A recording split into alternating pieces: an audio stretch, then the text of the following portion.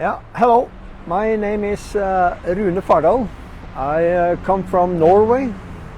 I'm 65 years old, and for the past 25 years I have been working for the human rights of children and families. And I hope you can hear me. There are some traffic noise here, but I should try to be talking clearly. The family is the very building block for a society where children can have good enough conditions to develop in the best possible way. I have trained karate for nearly 45 years, and I became Norwegian champion for the first time 40 years ago in 1984. In 2022 I became Norwegian champion again, and in 2023 I became double Norwegian champion in team and individual.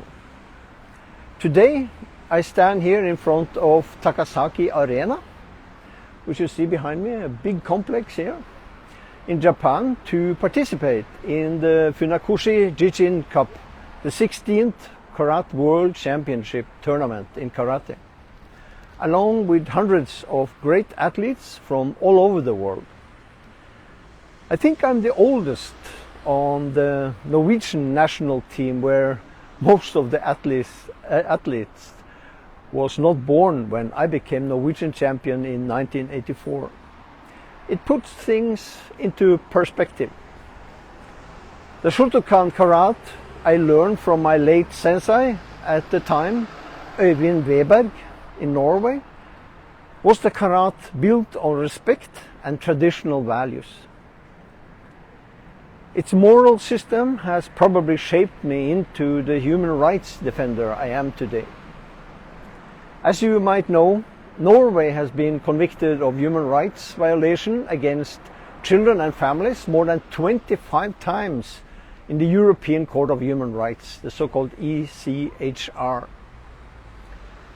It is the infamous Norwegian child welfare system, the so-called barnevernet, which caused many hundreds of children and parents to take their own lives every year, which is the reason why Norway, with its approximately 5 million inhabitants, has been convicted so many times for violation of human rights.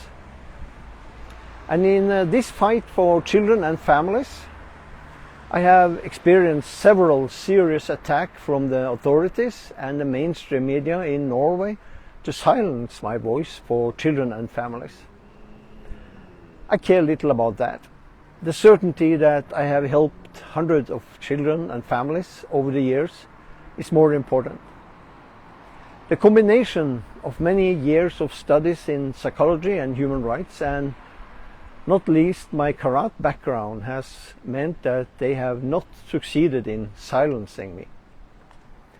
I understand the psychology of their attempts at personal attacks.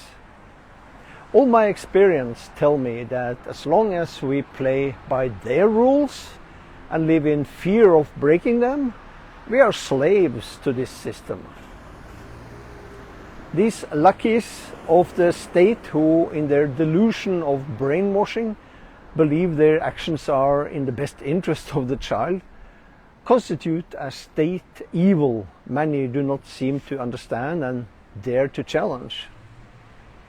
They don't care about the destruction of other people's lives, only about preserving their own disturbed narrative of helper syndrome. They think they are helping children and families, which some of them do, but all too often they are destroying the future and quality of life of both children and families.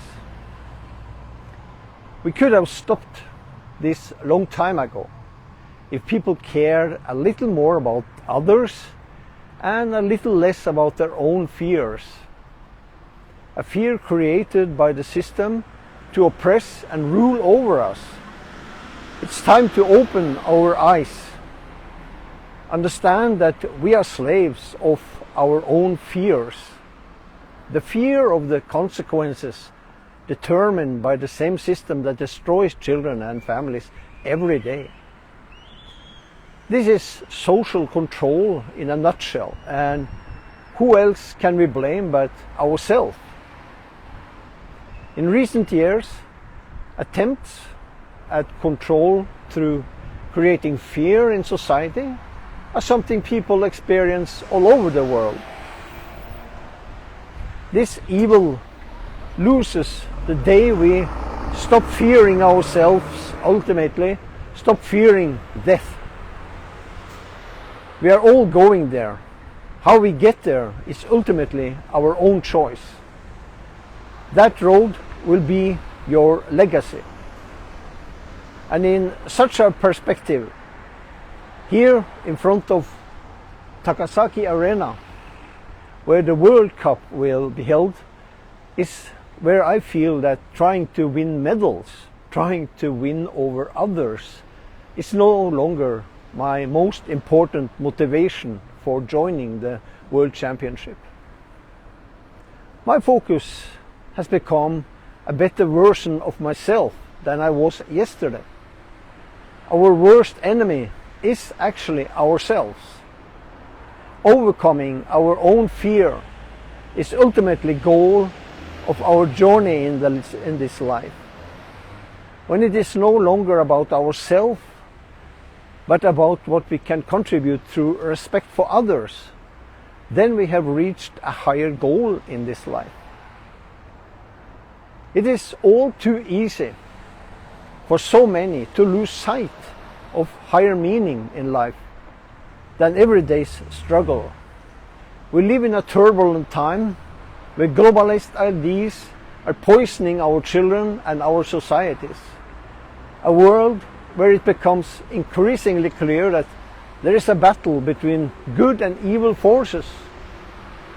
And in such a setting, I feel that karate, basic values of mutual respect, becomes a more important framework during this great event than an individual need for a medal. For myself, I win regardless of the outcome. Just participating here becomes a fulfillment of a far more important goal, namely the victory over myself. Well, there will be exciting days ahead, meeting so many great athletes from all over the world. For me, it's not about winning, but about being a role model for others, so that they too can experience karate's basic values of respect for others. We can't do much about the negative forces in the world, but how we meet them we can do something about. I should also like to thank the Japanese people we meet for their hospitality and culture. We all have something to learn from. Us. And finally, I'd like to send a greeting to my Thai wife back home in Norway. I know you would like to have been here with me, but the finances were not enough. I want you to know I love you very much. The same goes for my children. So to all of you out there, don't give up on your dreams. Keep up the pressure and have a nice day.